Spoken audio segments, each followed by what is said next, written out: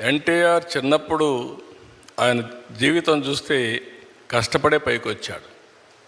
ఒకరోజు ఆయన ఒక స్టోరీ చెప్పాడు నాకు. విజయవాడలో ఉండేవాడు, చదువు కోసం వాళ్ళ గ్రాండ్ మదర్ని తీసుకొచ్చి, చదువు కోసం ఆవిడ వచ్చి ఒక పూరిల్లు, సెంటర్లో ఒక పోలు, ఒక గుడిసేసుకొని ఉండేవాళ్ళు.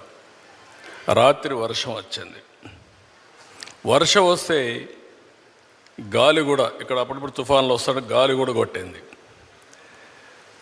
ఆ ఇల్లు పడిపోతే ఇల్లు లేదు. రాత్రంతా ఆ పోల్ పట్టుకొని కూర్చున్నాడు. మార్నింగ్ వరకు నిలబెట్టుకున్నాడు. అంటే ఒక మనిషి యొక్క దృఢ సంకల్పం ఏ విధంగా పనిచేస్తుందో వారి జీవితమే ఒక ఉదాహరణ. అది ఆయన జీవితంలో జరిగిన నిజమైన సంఘటనలు ఇలాంటివి చూస్తే ఒక సంకల్పంతో ముందుకు పోయారు.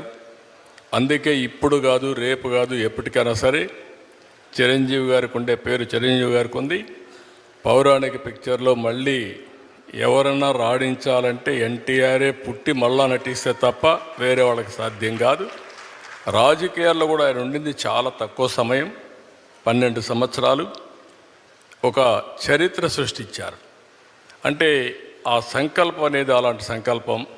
అందుకని మీరు చెప్పినప్పుడు అందరికి కూడా ఒకటే నేను విజ్ఞప్తి చేస్తున్నా, పాజిటివ్ థింకింగ్ ఈజ్ ఇంపార్టెంట్.